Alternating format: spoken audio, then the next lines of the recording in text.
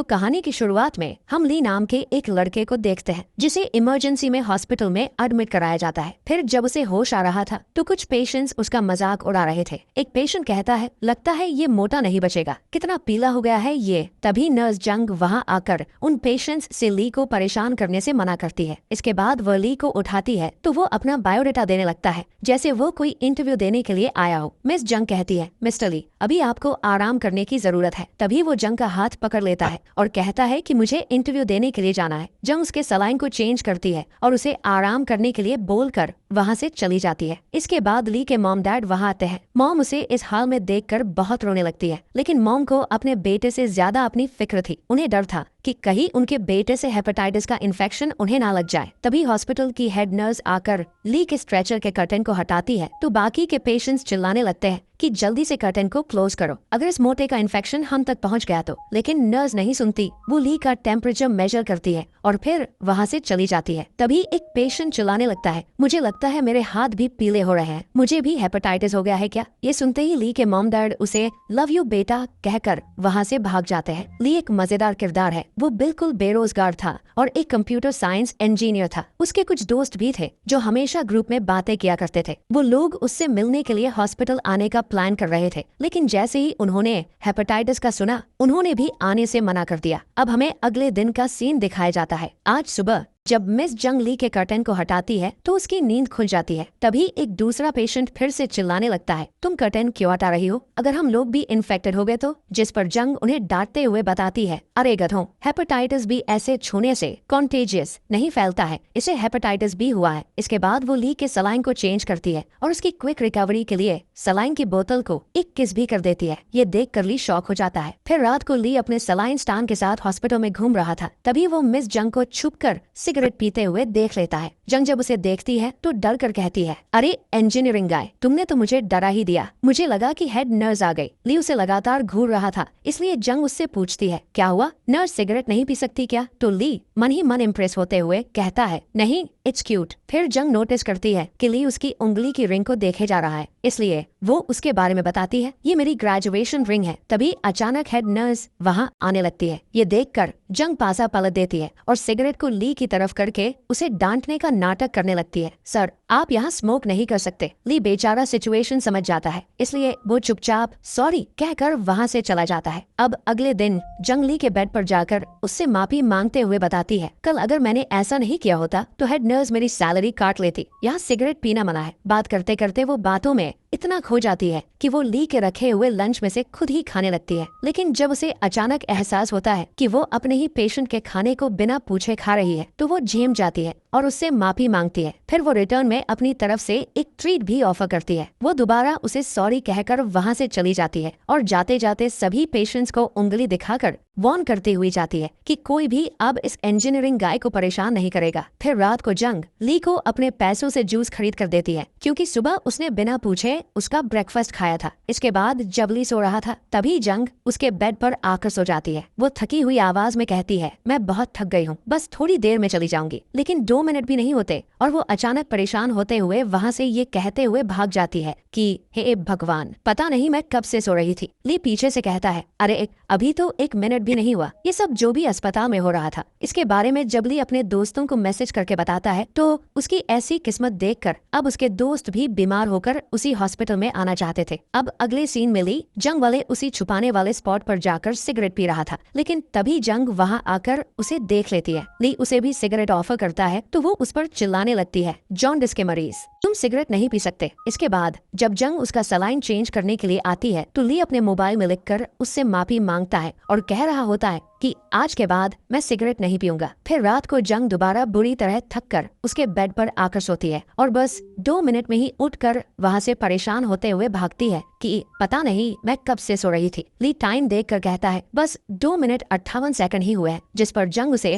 Thank you कहकर वहाँ से चली जाती है। इसके बाद से तो जैसे ये सिलसिला ही बन गया। जंग हर रोज थोड़े थोड़े देर के लिए आकर ली के बेड पर झपकी नैप लेने लगी और ली बाकायदा टाइम काउंट करता था ताकि वो ज्यादा देर ना सो जाए, नहीं तो हेड नर्स को पता चल जाता। फिर एक दिन ली के घर से खाना आता है तो ली उसे जंग के साथ शेयर करता है। खाना खाते हुए जंग कहती है, तुम्हारी मॉम बहुत अच्छा खाना बनाती है, तुम्हारी गर्लफ्रेंड बहुत लकी होगी। जिस पर ली थोड़े गुस्से और शर्माते हुए कहता है, तुम पागल हो क्या, मेरी कोई गर्लफ्रेंड नहीं है। जंग कहती है, मुझे ऐसे बात करने वाले लोग बिल्कुल नहीं पसंद। इसके बाद वो खाने का आखिरी बाइट लेते हुए वहाँ से चली जाती है। फिर एक सुबह डॉक्टर्स रेगुलर चेकअप के लिए वहाँ आते हैं। राउंड के दौरान एक डॉक्टर जंग के साथ फ्लर्ट कर रहा होता है, जिसे देखकर ली को अच्छा नहीं लगता। फिर हेड डॉक्टर ली के पास आते हैं और उसकी रिपोर्ट्स देखने के बाद कहते हैं, तुम कल घर जा सकते हो। लेकिन ली बहाना बनाते हुए कहता है, मुझे अभी ठीक नहीं लग रहा, मुझे लगता है मुझे थोड़े दिन और एडमिट रहना चाहिए। मदर डॉक्टर हंसते हुए कहते हैं, ठीक है, अगर तुम फिर से बीमार पड़ गए तो वापस आ जाना, लेकिन अभी तुम बिल्कुल ठीक हो तो तुम कल घर चले जाना। अब अगले सीन में हम देखते हैं कि हेड नर्स जंग के ऊपर बहुत गुस्सा कर रही थी, क्योंकि जब एक डॉक्टर उससे बात करने की कोशिश कर रहा था तो उसने उससे ठीक से बात नहीं की और ऊपर से उसे 2 दिन की छुट्टी भी चाहिए थी। फिर जब ली अपने दोस्तों को ग्रुप में मैसेज करता है कि उसे हॉस्पिटल से डिस्चार्ज होने को कहा गया है, तो उसके दोस्त उसे एडवाइस देते हैं कि भाई जाने से पहले जंग को प्रपोज कर दे। इसके बाद ली जंग के सिस्टम पर मैसेज करके उसे अपने बेड के पास आने के लिए कहता है, लेकिन वहाँ जंग की जगह अचानक हेड नर्स आ जाती है। वो ली के हाथों में फ्लावर्स देखकर खुद ही शर्माने लगती है, लेकिन ली घबराकर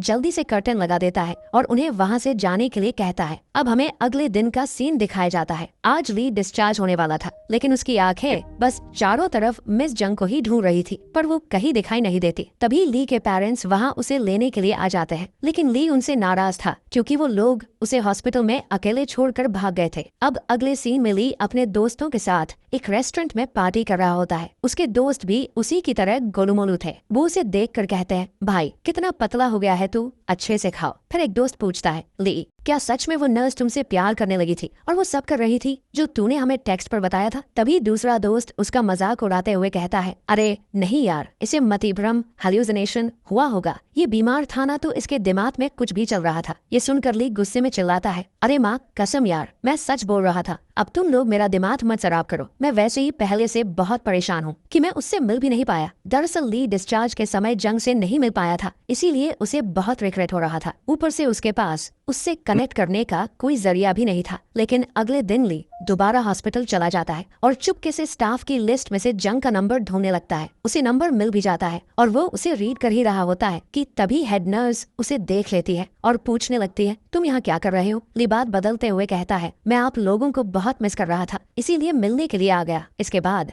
वो बात छुपाने के लिए जाकर सभी पेशेंट्स को गले लगाने लगता है, लेकिन जल्दबाजी में ली जंग के फोन नंबर के लास्ट 3 डिजिट्स नहीं बता पाया था, इसीलिए वो घर जाकर हर वो पॉसिबिलिटी ट्राई करता है जो आगे के नंबरों के साथ बन सकती थी। वो एक पूरी लिस्ट बनाकर सभी नंबरों पर कॉल करता है और आखिरकार एक नंबर सीधे जंग को लग जाता है। वो उसकी खामोशी सुनते ही पहचान जाती है और पूछती है, तुम्हें मेरा नंबर कहाँ से मिला? ली बताता है, हॉस्पिटल से। फिर ली पूछता है, तुम हॉस्पिटल क्यों नहीं आ रही हो? जंग कहती है, मैं बीमार थी, इसीलिए थोड़े दिनों के लिए छुट्टी ली है। वैसे तुमने मुझे कॉल क्यों किया? ली बिना देर के तुरंत कह देता है, तुम मुझे बहुत पसंद हो, आई लाइक यू। जिस पर जंग मुस्कुराते हुए कहती है, अगर तुम मुझसे मिलना चाहते हो तो मेरे घर आ जाओ, मैं घर पर अकेली हूँ। ये सुनते ही ली भागते हुए अपने मॉम डैड के कमरे में जाता है और डैड की कार की चाबी ढूंढकर तुरंत जंग से मिलने के लिए निकल जाता है। पीछे से डैड पूछते और चिल्लाते रह जाते हैं, लेकिन तब तक तो वो हवा की रफ्तार से जंग के घर पहुंच चुका था। वो उसके लिए एक गिफ्ट भी लेकर गया था। जंग उसे देखकर हैरान होती है और पूछती है, तुम इतनी जल्दी कैसे आ गए? थोड़ी देर तक दोनों बिल्कुल शांत रहते हैं, दोनों के मुंह से एक लफ्ज नहीं निकलता। फिर ली झेंपते हुए कहता है, ठीक है मैं जा रहा हूँ। लेकिन तभी जंग उसे रोकती है और पूछती है, क्या आज तुम मेरे साथ रुकोगे? ली मना नहीं करता, क्योंकि मन ही मन यही तो वो चाहता था। दोनों साथ में सो जाते हैं। जंग उसे टाइट हग करते हुए कहती है, मैं कब से तुम्हें इस तरह से हग करना चाहती थी। मौका देखकर ली अपनी हरकतों से बाज न आते हुए उसके ब्रेस्ट पकड़ लेता है, जिस पर जंग गुस्सा करने लगती है और कहती है, दोबारा ऐसा मत करना। अब अगली सुबह जब जंग की नींद खुलती है तो वो देखती है कि ली उसके घर का मरा बल्ब चेंज कर रहा है। फिर वो देखती है कि उसने उसके लिए प्यार से खाना भी बनाया है। ये सब देखकर जंग बहुत भावुक इमोशनल हो जाती है और रोने लगती है। ली घबरा कर पूछता है, क्या हुआ? तो वो बताती है, तुम कितने अच्छे हो, तुमने मेरे लिए बल्ब चेंज किया और खाना भी बनाया। वो इमोशनल होते हुए उसे प्यार से किस करने लगती है। तभी हमारा मोटा खरगोश ली तुरंत एक्टिव हो जाता है, लेकिन जंग उसे मना करते हुए कहती है, नो नो, ये वैसे वाला किस नहीं है जैसा तुम सोच रहे हो। अब धीरे धीरे वो दोनों एक दूसरे के बहुत क्लोज आ जाते हैं और डेली साथ में क्वालिटी टाइम स्पेंड करने लगते हैं। ली जंग का बहुत ख्याल रखता है और उसके घर का बहुत सारा काम भी करता है। फिर एक दिन ली जंग को हॉस्पिटल से पिक करने के लिए अपने डैड की एक्सपेंसिव कार लेकर जाता है, जहाँ वो देखता है कि वो डॉक्टर फिर से जंग के ऊपर लाइन मार रहा है, लेकिन इस बार ली फुल कॉन्फिडेंस में जोर जोर से चिल्ला चिल्ला कर कहने लगता है, hello my girlfriend, hello I am here. इसके बाद वो जंग से पूछता है, हम दोनों में कौन मोटा है, मैं या फिर वो डॉक्टर? जंग हंसते हुए कहती है, तुम बहुत क्यूट हो। इसके बाद दोनों डिनर पर जाते हैं, जहाँ ली देखता है कि जंग के पास उसकी ग्रेजुएशन रिंग नहीं है। वो पूछता है तो वो उदास होकर बताती है कि वो कहीं खो गई है। फिर एक दिन हॉस्पिटल के बेसमेंट में चोरी छुपे ली जंग के पैर दबा रहा होता है। वो भावुक होकर कहता है, जंग, मेरा दिल टूट जाता है जब मैं तुम्हें इतना हार्ड वर्क करते हुए देखता हूँ। बहुत जल्द मैं काम करना स्टार्ट करूंगा और तुम आराम से घर पर रहना। जंग उसे प्यार से हक करते हुए कहती है, थैंक यू। अगले दिन शाम को जंग ली से पूछती है, मुझे किसी ने जेजू वेकेशन के 2 टिकट्स दिए हैं, क्या तुम मेरे साथ घूमने चलोगे? ली खुश होकर कहता है, हाँ क्यों नहीं। इसके बाद वो दोनों ट्रिप की शॉपिंग करने के लिए जाते हैं। वहाँ जंग को ली के लिए एक कूल टी शर्ट पसंद आती है, लेकिन ली के मोटापे की वजह से वो टी शर्ट उसे आती ही नहीं। अब अगले सीन में ली जंग के साथ जेजू जाने के लिए एयरपोर्ट पहुंचता है, जहां जंग उसे उसके नए सफर के लिए एक बढ़िया शूज गिफ्ट करती है, जो ली को बहुत पसंद आता है। जिसके बाद ली उससे वादा करते हुए कहता है, जंग, मैं तुमसे वादा करता हूँ, तुम देखना नेक्स्ट क्रिसमस तक मैं अपना वजन कम करूंगा, फिर तुम मुझे अपनी पसंद की वो टी शर्ट भी दिला देना। इसके बाद ली उसी शू को पहनकर एयरपोर्ट पर ही दौड़ने लगता है और खुद से कहता है कि मुझे अपना वेट लॉस करना ही है। अब अगले सीन में यहाँ डायरेक्टर ने एक मजेदार सीन शिफ्टिंग दिखाई है। हम देखते हैं कि ली दौड़ते दौड़ते एकदम स्लिम, फिट और हैंडसम हो चुका है। फिर वो घर जाकर फ्रेश होता है और जंग के लिए नाश्ता बनाता है और फिर अपने काम के लिए निकलने लगता है। लेकिन तभी जंग उठ कर आती है और उसे एक स्वीट किस देकर गुड बाय कहती है। फिर ली घर का गार्बेज ले जाकर डस्टबिन में फेंकता है और अपनी जॉब के लिए निकल जाता है। आज जब वो अपनी कंपनी में काम कर रहा था तो मैनेजर उसे अपने कैबिन में बुलाते हैं और बताते हैं, तुम एक बहुत टैलेंटेड एम्प्लॉय हो, इसीलिए ना चाहते हुए भी तुम्हारी तरक्की के लिए हम तुम्हें एक दूसरी बड़ी कंपनी में ट्रांसफर कर रहे हैं। आगे की कहानी में क्या ली इस नए ट्रांसफर को मान लेता है और क्या उसकी और जंग की लव स्टोरी में कोई नया ट्विस्ट आने वाला है? इसके बाद ली हॉस्पिटल जाकर जंग को बताता है कि मेरा एक दूसरे बड़े कंस्ट्रक्शन कंपनी में प्रमोशन हो गया है। लेकिन तभी हेड नर्स उन दोनों को वहाँ देख लेती है, जिसके बाद जंग को तुरंत अपने काम पर जाना पड़ता है। वही हेड नर्स ली को जाते हुए देखती है और अपनी कोलीग से कहती है, ये लड़का मुझे थोड़ा जाना पहचाना लगता है। शायद उसे अपना वो पुराना मोटा इंजीनियरिंग गाय याद आ रहा था, पर अब ली इतना स्लिम जो हो चुका था। अगले सीन में ली अपनी गाड़ी के साथ जंग की शिफ्ट खत्म होने का इंतजार कर रहा था। तभी वो देखता है कि फिर से वही डॉक्टर जंग के पीछे पड़ा हुआ है और उसे परेशान कर रहा है। ये देख कर ली जोर से अपनी कार का हॉर्न बजाता है और जंग को वहाँ अपने पास बुलाता है। जंग हैरान होकर पूछती है, ये किसकी कार है? ली स्माइल करते हुए गर्व से बताता है, ये मेरी अपनी कार है, मैंने इसे खुद खरीदा है। इसके बाद वो बिना देर किए जंग को एक खूबसूरत रिंग भी पहनाता है। अब अगले दिन ली सुबह सवेरे उठता है और अच्छे से तैयार होकर अपने नए ऑफिस के लिए निकलता है। तभी रास्ते में ट्रैफिक सिग्नल पर वो अपनी कार से बगल वाली गाड़ी के एक आदमी को देखता है, जो अपनी कार में ही ऑफिस के लिए तैयार हो रहा था। शायद टाई बांध रहा था या बाल संवार रहा था। इसे देख कर ली सोचता है, ये लोग सुबह उठकर घर पर तैयार क्यों नहीं होते? सब काम गाड़ी में ही करना है क्या? फिर जब वो अपने नए ऑफिस में पहुंचता है तो उसका मैनेजर उसे कंपनी के डायरेक्टर से मिलवाता है। आज इस कंपनी में ली के साथ साथ बो यंग नाम की एक और लड़की ने भी ज्वाइन किया था। डायरेक्टर उन दोनों का वहाँ गर्मजोशी से वेलकम करती है। किस्मत से ली और बो यंग का डेस्क भी एक दूसरे के एकदम आमने सामने होता है। अब ऑफिस के पहले ही दिन लंच के समय ली सभी कोलीग्स को इम्प्रेस करने के लिए अपनी तरफ से कॉफी लेकर आता है, लेकिन चालाक बो यंग चालाकी से उससे सारी कॉफी ले लेती है और खुद सबको डिस्ट्रीब्यूट कर देती है। इससे ऑफिस के बाकी लोगों को लगता है कि ये कॉफी बो यंग लेकर आई है। बाद में ली अकेले में उसके पास जाता है और चिढ़कर कहता है, तुम्हें नहीं लगता कि तुम्हें सबको बताना चाहिए था कि ये कॉफी मैं लेकर आया हूँ? जिस पर बो यंग उसे ही सुना देती है, तुम क्या ये सब यहाँ सबको इम्प्रेस करने के लिए कर रहे हो? अगले सीन में ली एक ब्रिज के डिजाइन पर काम कर रहा होता है। तभी बो यंग आकर उसे टोकती है और कहती है, तुम अभी से ब्रिज पर क्यों काम कर रहे हो? पहले तुम्हें उसके सबस्ट्रक्चर बुनियाद पर काम करना चाहिए। ली अपना दिमाग लगाते हुए कहता है, मैं बस ऐसे ही चेक कर रहा हूँ। लेकिन बो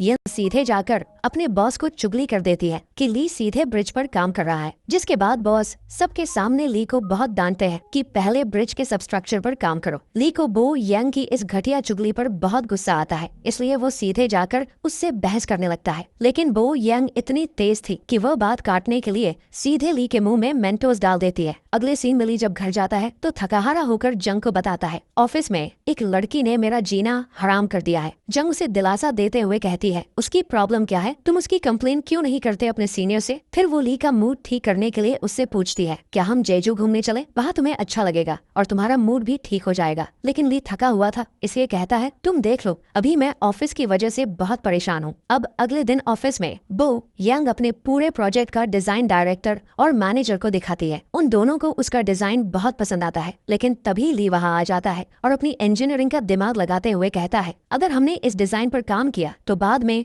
बाढ़ या दबाव के कारण ये ब्रिज टूट जाएगा। ये सुनते ही मैनेजर का गुस्सा भड़क जाता है। वो बो यंग को बुरी तरह डांटते हैं और दोबारा से पूरे डिजाइन रिवाइज करने को कहते हैं। फिर डायरेक्टर ली से कहती है, तुम बो यंग की हेल्प करना एक प्रॉपर और सेफ डिजाइन बनाने में। अब बो यंग को दोबारा से पूरा काम करना पड़ता है, वो भी ली की सुपरविजन में। अब यहाँ ली को अपना बदला लेने का मौका मिल जाता है। वो जानबूझकर उसके डिजाइन में छोटी मोटी गड़बड़ियां निकालने लगता है, जिस वजह से बेचारी बो यंग को रात तक ऑफिस में रुककर काम करना पड़ता है और ली अपना काम समेटकर आराम से अपने घर चला जाता है। आज घर जाकर ली बहुत खुश था, बदला जो पूरा हो गया था। वो जाते ही जंग को गले लगाता है और थक कर सो जाता है। अब जब उसकी नींद खुलती है तो सुबह हो चुकी थी और जंग अपनी ड्यूटी पर जा चुकी थी। इसके बाद वो तैयार होकर अपने ऑफिस के लिए निकलता है। तभी रास्ते में जंग उसे फोन करके कहती है, डेली के इस अप डाउन और ट्रैवलिंग से तुम बहुत एग्जॉस्टेड हो जाओगे, इसलिए अब तुम वीकेंड के दिन ही मेरे पास आया करो। ली उसकी बात मान जाता है और कहता है, ठीक है, मैं अब अगले वीकेंड पर ही घर आऊंगा। फिर जब वो ऑफिस पहुंचता है तो देखता है कि वो यंग की हालत बेहद खराब है। वो पूरी रात सोई नहीं थी और अभी तक उसका काम भी कंप्लीट नहीं हुआ था। लेकिन ली का दिल अभी भी पिघला नहीं था। वो चुपचाप अपना काम करता रहता है। इसी तरह देखते देखते दोबारा से रात हो जाती है और अभी भी वो यंग का प्रोजेक्ट पूरा नहीं हो पाता। 2 दिन से उसने ऑफिस को ही अपना घर बनाया हुआ था। वो बस वही डेस्क पर कुछ खा रही थी और लगातार काम कर रही थी। ऊपर से ली को अपने सामने देखकर वो और फूट फूट कर रोने लगती है कि ये सब तुम्हारी वजह से हुआ है। अब आखिरकार ली को उसकी ये हालत देखकर उस पर तरस आ जाता है, इसलिए वो उसकी मदद करने के लिए आगे बढ़ता है। वो उसके डिजाइन का लोकेशन थोड़ा चेंज कर देता है और कुछ टेक्निकल सुधार करता है, जिससे अब उसका ये ब्रिज भारी बाढ़ फ्लड में भी आसानी से सर्वाइव कर सकता था। अब अगले दिन जब कंपनी के डायरेक्टर और मैनेजर उनके इस नए और सुधरे हुए डिजाइन को देखते हैं तो वो दोनों बहुत इम्प्रेस हो जाते हैं और काम की जमकर तारीफ भी करते हैं। लेकिन इसी बीच ली को बो यंग के पास से अजीब सी बदबू आ रही थी, क्योंकि वो 2 दिन से नहाई नहीं थी। इसलिए वो धीरे से उसे जाकर पहले शावर लेने को कहता है। इसके बाद जब ली वापस घर जाता है तो जंग घर पर नहीं होती। वो उसे परेशान होकर कॉल करता है तो पता चलता है कि हेड नर्स ने उसका शिफ्ट बदल दिया था और अब उसकी ड्यूटी नाइट शिफ्ट में लगा दी थी। फिर वो फोन पर ही ली से कहती है, मैंने घर में एक नया लाइट बल्ब रखा है, उसे चेंज कर देना। लेकिन ली ऑफिस के काम और इस भागदौड़ की वजह से बहुत थक गया था, इसलिए वो बल्ब चेंज किए बिना ही बेड पर सो जाता है। अब जब ली बिना बल्ब चेंज किए सो गया है तो क्या वीकेंड पर आने वाली जंग इस बात से नाराज होगी? और उधर ऑफिस में बो यंग के साथ ली की ये खट्टी मीठी टकरार क्या नया मोड़ लेगी? अब अगले दिन बो यंग सीधे ली के टेबल पर आती है और फिल्मी अंदाज में अपने बाल झटकते हुए कहती है, लो मैंने तुम्हारे लिए शावर ले लिया। इसके बाद वो दोनों मिलकर एक नए मॉल के डिजाइन पर काम करने लगते हैं। इसी तरह कुछ दिन और बीत जाते हैं। काम के प्रेशर की वजह से ली अब घर नहीं जा पाता और ऑफिस में ही सो जाता है। जब जंग उसे याद करके मैसेज करती है तो वो रूखा सा जवाब देता है, मैं बहुत बिजी हूँ, बिल्कुल टाइम नहीं मिल रहा। लेकिन असल में बात सिर्फ काम की नहीं थी। अंदर ही अंदर ली की केमिस्ट्री अब बो यंग के साथ काफी अच्छी बनने लगी थी और उसका ध्यान भटक रहा था। फिर एक दिन जंग उसे बहुत उम्मीद से मैसेज करके कहती है, आज तुम्हें किसी भी हाल में घर आना ही होगा, मुझे तुमसे कुछ बहुत ही इम्पोर्टेंट बात करनी है। जिस पर ली लापरवाही से कह देता है, नहीं आज मुझे बहुत काम है, आज तो नहीं लेकिन कल जरूर आऊंगा। उसी रात ऑफिस में जब ली देखता है कि काम करते करते वो यंग सो गई है तो वो चुपके से जाकर उस पर अपना कोट ओढ़ा देता है। लेकिन ट्विस्ट ये था कि वो यंग सच में सोई नहीं थी, वो बस नाटक कर रही थी और ली की इस केयर को महसूस कर रही थी। अब अगले दिन आखिरकार उनके ब्रिज का फाइनल ब्लूप्रिंट बनकर तैयार हो जाता है, जिसके लिए बॉस पूरे ऑफिस के सामने उन दोनों की खूब तारीफ करते हैं। ली ने वो यंग की इतनी मदद की थी, इसीलिए आज रात वो उसे अपनी तरफ से थैंक यू डिनर करवाने के लिए एक रेस्टोरेंट ले जाती है। वैसे तो ली कभी ड्रिंक नहीं करता था, लेकिन वो यंग के बार बार फोर्स करने पर वो मना नहीं कर पाता और ड्रिंक करने लगता है। तभी ठीक उसी समय उसके फोन पर जंग का कॉल आता है, जो उदास आवाज में पूछती है, क्या हुआ, तुम अभी तक आए नहीं? ली शराब के नशे और बो यांग के प्रभाव में झूठ बोल देता है। आई एम सॉरी जंग, मेरा प्रोजेक्ट अभी कंप्लीट नहीं हुआ है तो आज मैं नहीं आ पाऊंगा। ये सुनकर जंग बहुत उदास हो जाती है। फिर जब वो अकेले अपने सुने घर पहुंचती है तो देखती है कि ली ने अभी तक वो खराब बल्ब भी चेंज नहीं किया है, जिससे घर में अंधेरा पसरा हुआ था। अगले दिन लेट नाइट जब ली ऑफिस में अकेले काम कर रहा होता है तो वो यंग टेबल के उस पार से उसे अजीब और गंदी नजरों से घूरे जा रही थी। तभी अचानक किस्मत से वहाँ की लाइट चली जाती है और पूरे ऑफिस में अंधेरा हो जाता है। इसका फायदा उठाकर बो यांग ली के बेहद क्लोज आने की कोशिश करती है, लेकिन ली के अंदर का जमीर जाग जाता है। वो खुद के ऊपर कंट्रोल करता है और डरकर तुरंत वहाँ से उठकर भाग जाता है। वो अपनी कार लेकर निकलता है, लेकिन एक लंबे ट्रैफिक जाम में फंसने के बाद जब लेट नाइट घर पहुँचता है तो देखता है कि घर के बाहर बहुत सारा कचरा रखा हुआ है। उसके आते ही जंग थकी हुई आवाज में उससे कहती है, पहले जाकर ये कचरा फेंक कर आओ। ली चिढ़कर कहता है, मैं इतनी दूर से थक कर आया हूँ, बाद में फेंक दूंगा। लेकिन जंग का पारा चढ़ जाता है और वो चिल्लाने लगती है, पहले तुम कचरा फेंको, फिर नहाओ और फिर ये बल्ब चेंज करो। ये सुनकर ली को भी बहुत गुस्सा आ जाता है और वो अपनी भड़ास निकालते हुए कहता है, मैं इतनी दूर से सिर्फ तुमसे मिलने के लिए आया हूँ और तुम आते ही मुझसे ये सब फालतू काम करवा रही हो। जंग भी पलटकर चिल्लाती है, काम मैं भी करके आई हूँ, मैं भी बराबर की थकी हुई हूँ। दोनों के बीच बहस बढ़ने लगती है। तभी अचानक जंग रोते हुए एक बड़ा सच बताती है, मेरे पीरियड्स नहीं हो रहे हैं, आई एम प्रेग्नेंट। ये सुनते ही जैसे ली के पैरों तले जमीन खिसक जाती है। उसका सारा गुस्सा गायब हो जाता है और वो चुपचाप बिना कुछ बोले जाता है और कचरा फेंकने लगता है। अब अगले दिन ली ऑफिस जाने के बजाय जंग को लेकर डॉक्टर के पास जाता है, लेकिन हॉस्पिटल में जंग नोटिस करती है कि ली वहाँ मौजूद बच्चों और प्रेग्नेंट लेडीज को देखकर बहुत ज्यादा एम्बेरेस, शर्मिंदा फील कर रहा था, क्योंकि वो अभी अनमैरिड था और लोग उसे देख रहे थे कि उसने शादी से पहले ही बच्चा बना दिया। उसकी ये उलझन देखकर जंग समझदारी दिखाती है और कहती है, तुम बाहर जाकर वेट करो, मैं खुद एक नर्स हूँ ना, मैं अंदर सब अकेले मैनेज कर लूंगी। ली राहत की सांस लेता है और चुपचाप वहाँ से बाहर चला जाता है। फिर जैसे ही जंग अपना अबॉर्शन करवा कर हॉस्पिटल से बाहर आती है, ली भावुक होकर उसे गले लगा लेता है। इसके बाद दोनों घर जाकर आराम करते हैं, लेकिन आराम करते हुए भी ली के फोन पर बार बार उसके ऑफिस से कॉल आ रहे थे। जंग उसका परेशान चेहरा देखकर कहती है, अगर तुम्हें जाना है तो तुम चले जाओ, मैं अपना ख्याल रख लूंगी। तुम्हें अपने करियर के लिए उन लोगों को इम्प्रेस करना होगा। पहले तो ली शरीफ बनते हुए जाने से मना करता है, लेकिन फिर खुद ही पूछ बैठता है, क्या सच में चला जाऊं? जंग फीकी मुस्कान के साथ कहती है, हाँ बिल्कुल जाओ। लेकिन ऑफिस जाने के बाद भी ली का काम में बिल्कुल मन नहीं लगता। जैसे ही घड़ी में शाम के 6 बजते हैं, वो तुरंत अपनी कार लेकर वापस जंग के पास आ जाता है, लेकिन घर आते ही वो इतना थका होता है कि सीधे बेड पर सो जाता है। इसी तरह अब ये उसका रोज का रूटीन बन गया था। वो ऑफिस से टाइम पर निकलता, घर आता, थक कर सो जाता और फिर सुबह उठकर फिर से ऑफिस भागता। इस बीच वो नोटिस करता है कि उसकी सिचुएशन भी अब बिल्कुल उन्हीं लोगों की तरह हो गई है जिन्हें वो पहले कार में देखा करता था, जो ट्रैफिक सिग्नल पर रुककर खुद को ऑफिस के लिए कार के अंदर ही तैयार करते थे। फिर एक सुबह जब ली की नींद खुलती है तो वो देखता है कि बहुत लेट हो चुका है और जंग घर पर नहीं थी। वो घबराकर उसे कॉल करता है तो जंग बताती है, हॉस्पिटल में अचानक कोई इमरजेंसी आ गई थी, इसलिए मैं रात को ही वापस ड्यूटी पर आ गई। लेकिन ली अपनी गलती देखने के बजाय उल्टा जंग पर ही बहुत गुस्सा करने लगता है कि उसने उसे सुबह जगाया क्यों नहीं। आज ली को भी बड़ी हड़बड़ी में अपनी कार के अंदर ही तैयार होना पड़ता है। अब आज शाम को जब वो थकहार कर दोबारा घर जाने के लिए अपनी कार के पास पहुंचता है तो अचानक बो यंग पीछे से आती है और सीधे उसकी गोद में बैठ जाती है। वो उसे घर जाने से मना करने लगती है। ली हैरान होकर पूछता है, क्यों, क्या हुआ? तो बो यंग उसे अपनी बातों में फंसाते हुए कहती है, जब हम दोनों साथ में होते हैं तो काम बहुत अच्छे से होता है। अगर तुम घर चले गए और काम अच्छा नहीं हुआ तो बॉस हमें नौकरी से निकाल देंगे। उसकी इस नौटंकी के आगे ली पिघल जाता है और कहता है, ठीक है, आज रात के लिए मैं रुक जाता हूँ। लेकिन इसके बाद वो लोग ऑफिस में काम नहीं करते बल्कि बाहर मजे से घूमने चले जाते हैं। उधर जब जंग उसे याद करके मैसेज करती है तो ली फिर से वही पुराना बहाना बना देता है, मैं कल आऊंगा, आज ऑफिस में बहुत काम है। अब अगले दिन आखिरकार ली जंग के साथ बाहर घूमने जाता है। ली शरीर से तो जंग के साथ था, लेकिन वो दिमागी तौर पर बहुत एग्जॉस्टेड था। वो बस जंग की खुशी के लिए इतने दूर से खिंच कर आया था और एक जबरदस्ती के रिश्ते को ढो रहा था।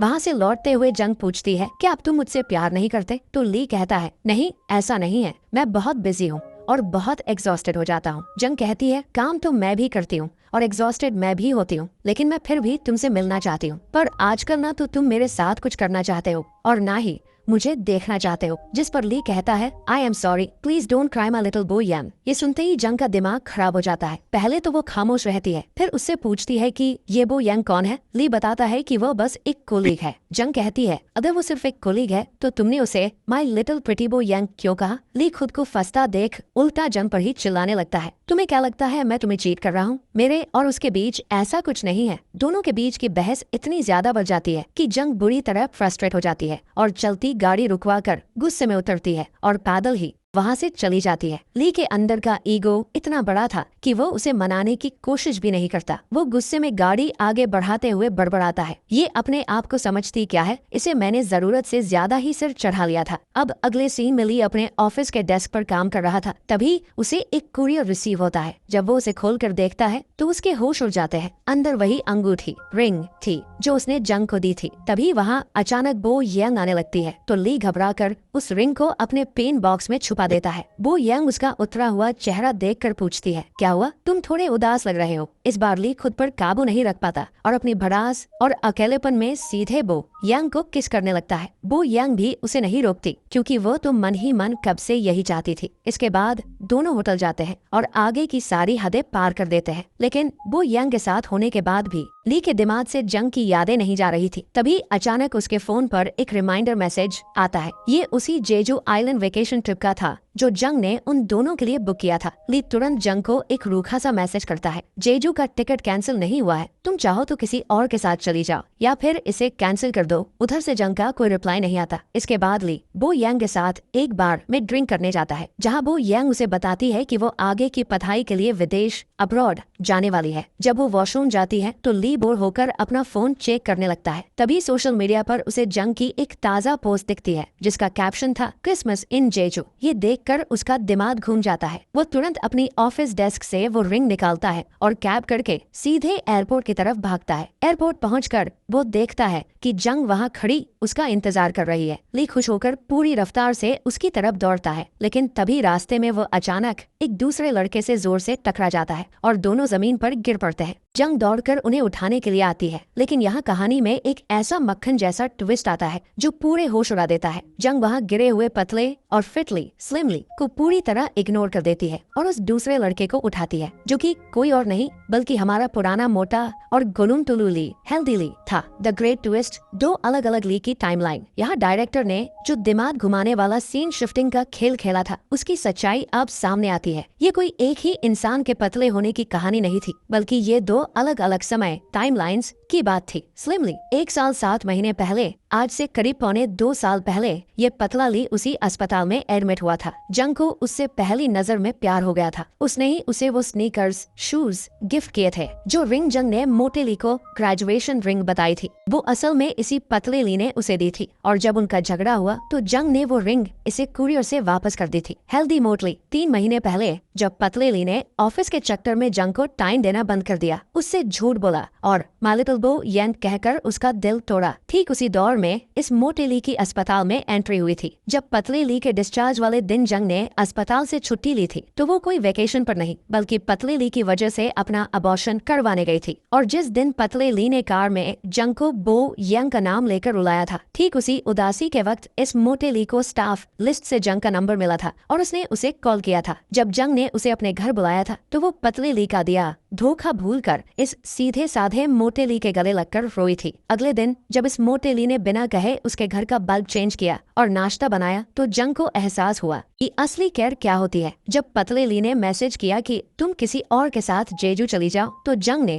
इस मोटे ली से अपने साथ चलने के लिए पूछा था। यानी जैसे जैसे पतले ली ने उसे इग्नोर किया, मोटे ली ने आकर उसकी लाइफ में वो खालीपन और अटेंशन पूरी तरह भर दिया। अब वर्तमान सीन में एयरपोर्ट पर जंग उस पतले ली को पहचानने से भी साफ मना कर देती है। वो प्यार से अपने मोटे ली को उठाती है, उसका हाथ थामती है और मजे से जेजू घूमने के लिए निकल जाती है। ये सब देखकर पतले ली का दिमाग पूरी तरह फट जाता है। वो खुद को ठगा हुआ महसूस करता है और चीखते चिल्लाते गालियां देते हुए वहाँ से भागता है। अब उसके पास सिर्फ बो यंग का ही सहारा बचा था, इसलिए वो भागकर सीधा बो यंग के पास जाता है और उसे वो रिंग पहनाकर प्रपोज करने की कोशिश करता है। लेकिन बो यंग जो विदेश जा रही थी उसे साफ मना कर देती है और दुत्कार देती है। हमारा स्लिम बाबू ना घर का रहा ना घाट का, फैसला किसने किसको धोखा दिया। अगर ठंडे दिमाग से देखा जाए तो धोखा 100% पतले ली स्लिम ली ने ही दिया था। शुरुआत उसने की। जंग उससे सच्चा प्यार करती थी, उसके बच्चे की माँ बनने वाली थी और उस मुश्किल वक्त में भी उसने ली के करियर को सपोर्ट किया। लेकिन ली ने ऑफिस की एक नई लड़की बो यांग के चक्कर में आकर अपनी प्रेमिका को इग्नोर किया, उससे झूठ बोला, दूसरी लड़की पर अपना कोट उगाया और नशे में आकर जंग के सामने ही दूसरी लड़की का नाम ले लिया। जंग का कदम रिबाउंड और हीलिंग था। जब पतले ली ने उसे पूरी तरह छोड़ दिया और किसी और के साथ जाने को कह दिया, तब जाकर जंग ने अपनी लाइफ में आगे बढ़ने का फैसला किया। मोटा ली उसके लिए एक मरहम की तरह आया, जिसने उसे वो इज्जत, वक्त और अटेंशन दिया जिसकी वो हकदार थी। तो अंत में पतली ली के साथ जो हुआ वो उसका कर्मा था। उसने अपनी सच्ची मोहब्बत को ऑफिस के अट्रैक्शन के लिए लात मारी और आखिर में दोनों तरफ से हाथ धोकर सड़क पर आ गया।